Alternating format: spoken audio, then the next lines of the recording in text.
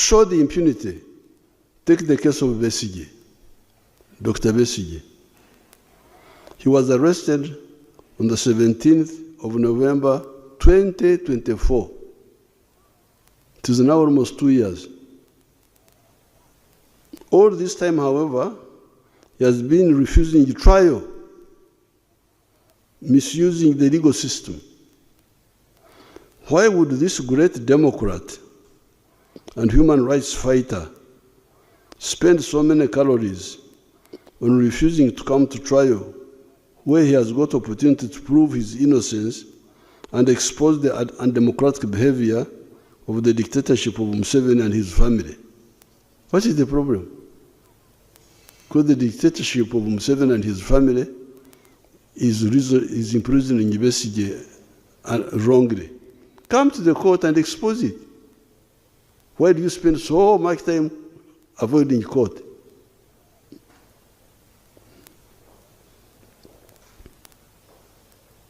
Second question, why should the legal system for so long allow an accused person to just refuse to be tried?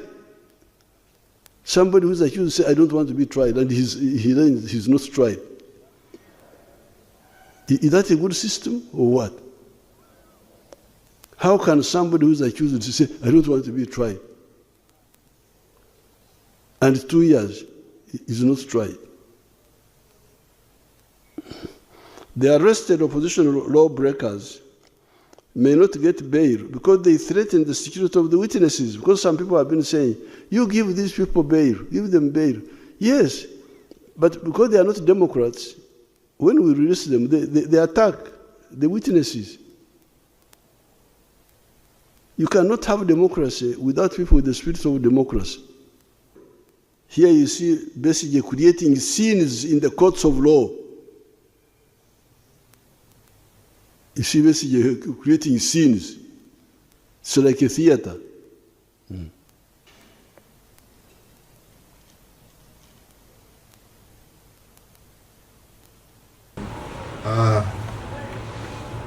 General Tibuhabuwa Museveni, who prefers calling himself a judge, Sabarwani, raised two issues that intrigued me as the Attorney General of PFF. You know, as a judge, always he has to be reminded by Bazukuru. I have two judges in my family who always do things upside down. And for us as Bazukuru, we keep on reminding them, please, things should be done this way. Now, the two issues that intrigued me as the Attorney General of PFF are the attack on Uganda's legal system and the attack on the rule of law. Now, one thing, as head of state, he has an Attorney General and a crowd of lawyers whose duty is to advise him on the law. Each time they fail, we shall not hesitate to remind him about the law and his duty to uphold the law, obey it, and comply with the provisions of the Constitution. The same law that we are relying on to defend Dr. Besigye and Hajo Bedro Tare is the same law we shall quote when we are defending him in the dock, in the likely event that tables turn and we are called upon to represent judge in court. The law is a shield. It is a shield to protect all of us, irrespective of your political inclination. Now, the first reminder I would like to bring to the attention of Jaja is Article 98, Clause 3, And Schedule 4, that is what describes the presidential oath. When he was taking oath as head of state, he took an oath to protect the Constitution of Uganda and all the laws of this country. For as long as he still stands by that oath, he has no option but comply with the Constitution and respect all the laws made under that Constitution. If I was asked, or if he asked me for legal advice on how to circumvent this, how to go outside this, he has two options. The first option is to resign. Once he resigns, no one will be bothered about him, reminding him to comply with the Constitution and obey the laws, because then he will have become an ordinary citizen and the laws will handle him as such. The second option, which is treasonous, is to overthrow the Constitution. The moment he says, I'm overthrowing the Constitution, I'm abrogating the Constitution, no one will remind him about the Constitution. Save that the risky part of that, it will trigger into action Article 3 of our Constitution that calls upon all Ugandans to defend the Constitution. So for as long as he still claims to stand by the oath he took, for as long as he still wants to be president, he has no option but to follow the Constitution. I had a friend, the late Christopher Chiombo, son of senior counsel, the late Kazora. He would always say, go back to the Constitution. At this point, I dare say that please, Jaja, General Museveni, go back to the Constitution and follow it. Now, the Constitution, we are reminding the President as the instrument he used to take oath, has Article 2, which declares the sovereignty of the Constitution, that Constitution is supreme. Article 3 demands all Ugandans, including General Museveni, to fight and defend that Constitution at all costs. The laws he's complaining about,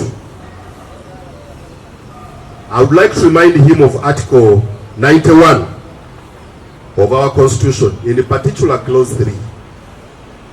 There is no single law in this country that becomes law without the signature of the President. He assents to all the laws in this country. He can't be the very person to say that the laws are bad, and yet is the one who has signed them, who has assented to them. Now, having said that, we now go to Article 28 of our Constitution. Article 28 of our Constitution is the one that guarantees fair hearing. Any person being tried is entitled to a right of a fair hearing. And that the concept of fair hearing has several tenets. One of the tenets is the demand for presumption of innocence. Judge said Besigye and Haji Rutale should hurriedly come and defend their innocence. That is an unconstitutional statement. In all criminal matters, an accused person never assumes the burden of proving his innocence. The Constitution has already declared him or her innocent under Article 28, Clause 3, Paragraph A. burden is on those who are accusing him of committing an offense, who must prove his guilt. It's not the other way around. Please, the lawyers in the government departments, in particular the Attorney General, give proper legal advice to the head of state. Don't subject that office of the president to ridicule. The moment you don't discharge your duty of giving proper legal advice, a head of state will end up making statements that are illegal, that are unconstitutional, and shameful, and you bring the whole country under disrepute. The same Article 28 demands that an accused person must be informed, properly informed of the allegations brought against him. The entire evidence the state has against the accused must be put on table for the accused to understand. We are dealing with a case in which the state is relying on audio evidence, video evidence. Now, that requires the accused persons to watch those videos, listen to the audios, and discuss the contents of the same with their lawyers. That can only be done if the gadgets required to do that are made accessible to the accused persons. Court, the Honorable Land Justice Baguma Emmanuel, gave us permission to access Luzira prisons and review the entire evidence with the accused persons. Unfortunately, Uganda prisons did not allow us to enter into the prison premises with not even a pen, not even with a phone, for us to access the accused persons and review their evidence. Now at that point, how dare you say that the accused persons are aware of the offenses and they are aware of the evidence, therefore they should not delay the trial.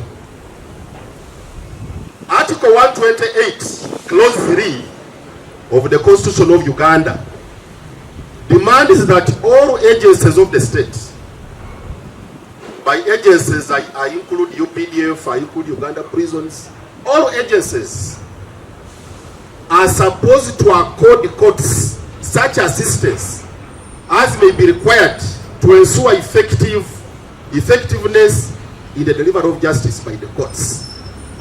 Now, where a court has made an order allowing lawyers to access their clients with such equipment to enable them to go through the evidence, and you block them from accessing the accused persons, will you really have helped the court? Where courts are demanding the accused persons to produce their lawyers in court, and they proceed with the hearing, and you abduct the lawyers, will you have helped the court? You will have breached Article 128, Clause 3. Therefore, Judge, if you are interested in a speedy, expeditious trial of Dr. Besigye,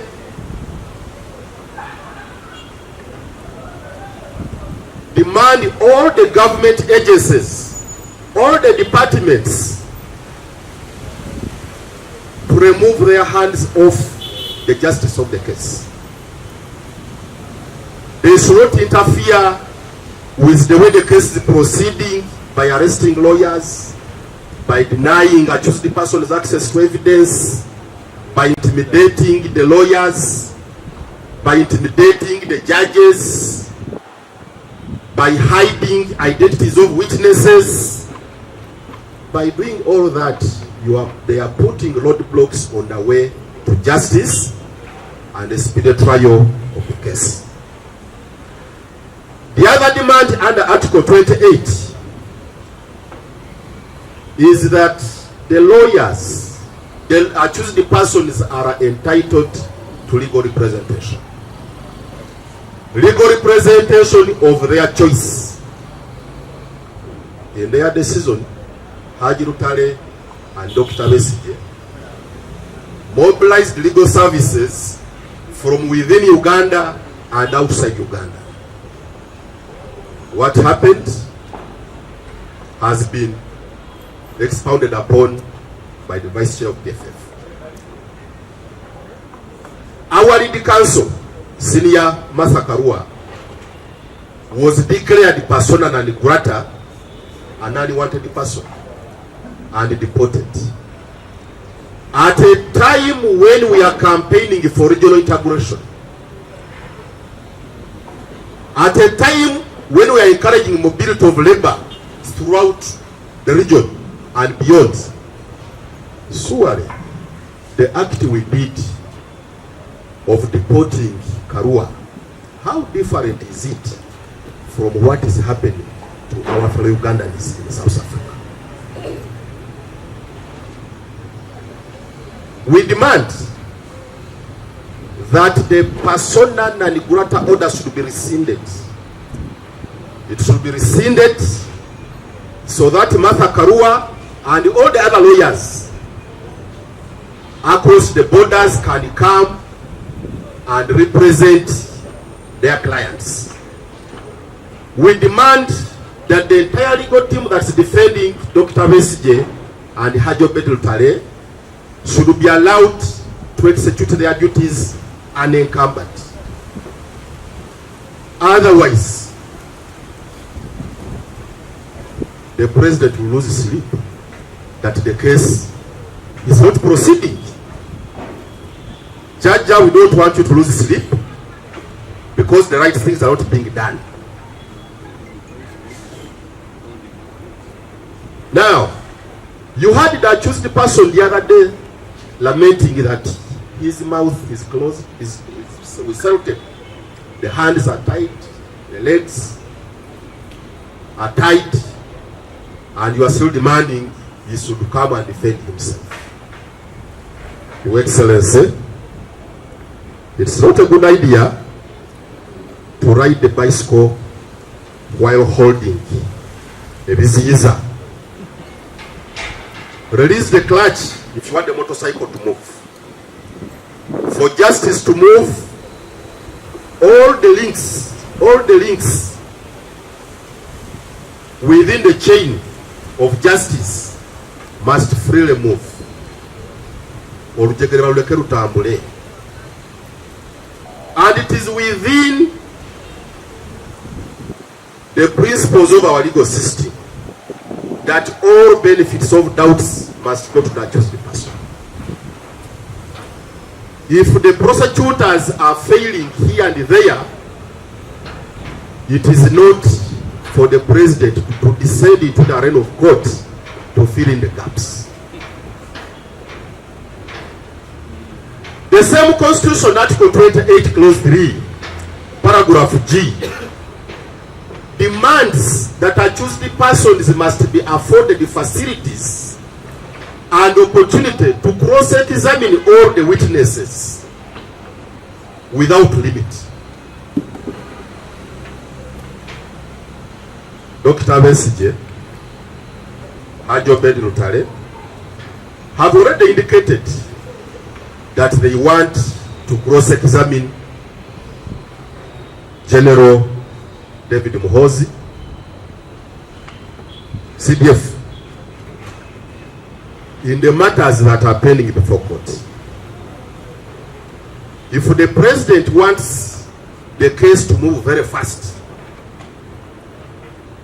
should accompany the son to court, they invite Besigye, bring your lawyers, unencumbered, and they cross-examine the witness. Because that's the command of the Constitution. I would also like to bring the attention of Judge Article 208 of the Constitution of Uganda about PDF. Clause 2 of that article is so pivotal. It says the UPDF shall be non-partisan, national in character, professional, disciplined, productive, and this is very important, and subordinate to civilian authority. UPDF is supposed to be subordinate to us. It is not us who are supposed to be subordinate to them.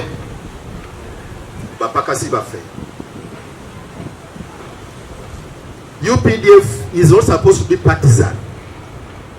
It's not supposed to be in bed with PLOU, in bed with NRM, because it is supposed to be national in character and non-partisan. Therefore, given the fact that UPDF is supposed to be partisan, it should not be misused in pursuing personal scores. Now, the Baganda say, there's no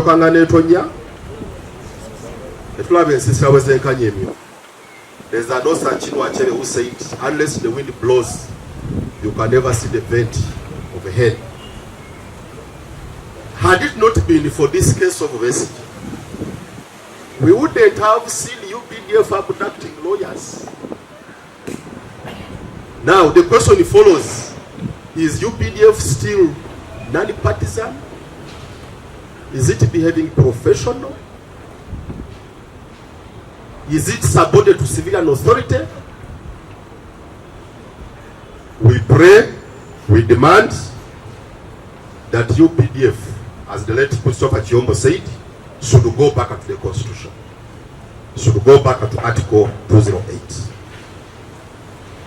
Article 1261 of the Constitution of Uganda provides that judicial power is derived from the people and shall be exercised by courts in accordance with the values and norms and aspirations of Ugandans. So these courts are not a private instrument of Jaja. These are state institutions. They are supposed to act independently. They are supposed to administer justice irrespective of social, economic status of those who appear before them.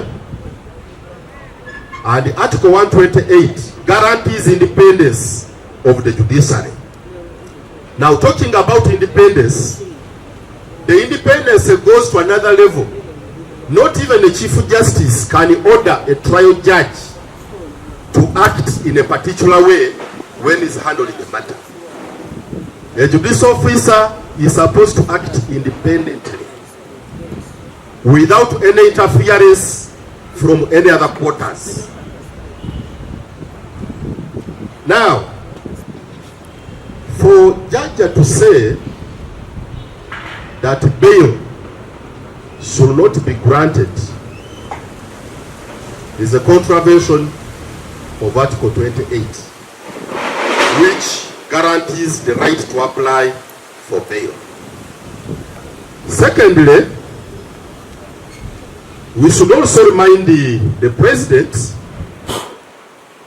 that as head of state, he signed international instruments, some of which were passed by the UN, others by the African Union, and other international bodies. Now, that one means that we are subject to the standards set by those international instruments. You will allow me to cite just one. The UN standards on minimum rules for non-custodial measures. In particular, Principle number 1. It demands that it should be in only exceptional circumstances that we should allow pre-trial detention. In other words, people should be out as they are defending themselves. You should only enter prisons after you have been convicted and sentenced. His Excellency talked about Okukaraba, compensating the aggrieved party. If you keep someone in detention before trial, and after several years that person is found innocent, or you withdraw the charges as they usually do, what amount of Kukaraba will you do for such an innocent soul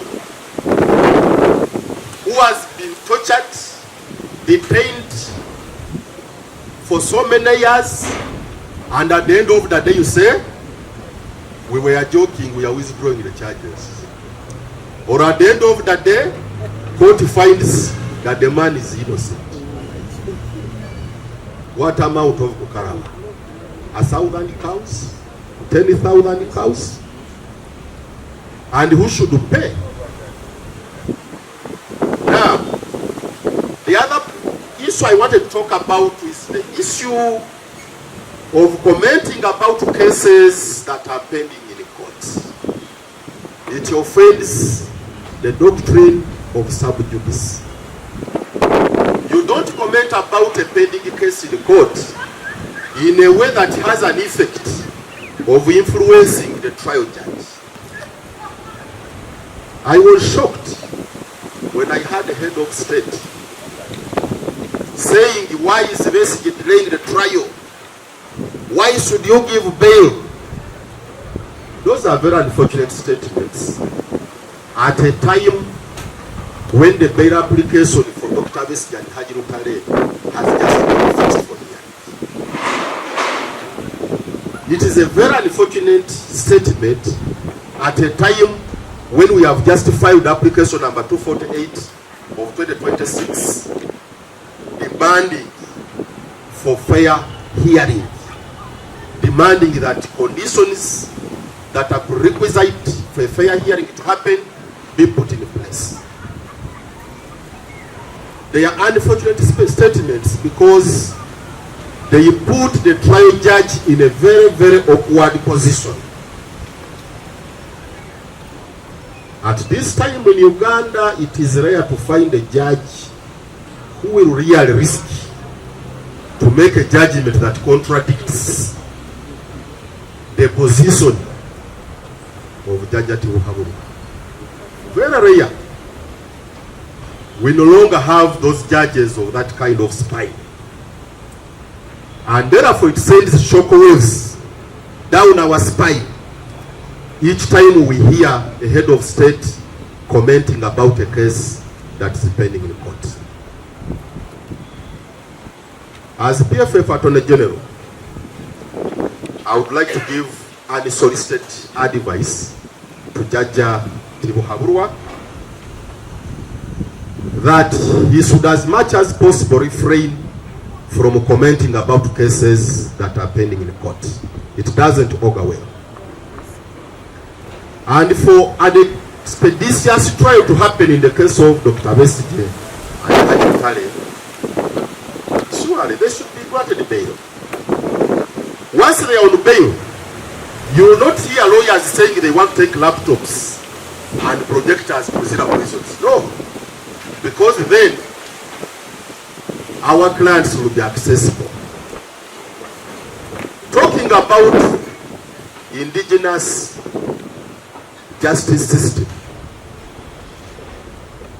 The justice system we have in Uganda is indigenous because it is based on the laws that are homegrown. The constitution we have was made by ourselves. The laws that the president assented to were made here in our parliament. The international instruments we signed was with the approval of our own parliament. Now, in the event that the president met the just system of the traditional African society as it were before colonialism. That justice system also guaranteed principles of fair hearing. They had things like a bank should never sit in a case involving the burning of a forest. You heard of a saying, itosala gwakawala, natona ulya gwakalezi. You don't judge a case brought by the daughter before hearing what the son is saying. Those are principles of fair hearing. The other day I had someone on the book teaching us about the origin of Weyogerere. That the slaves who are going to be taken to be executed, and the king met them, and he said, let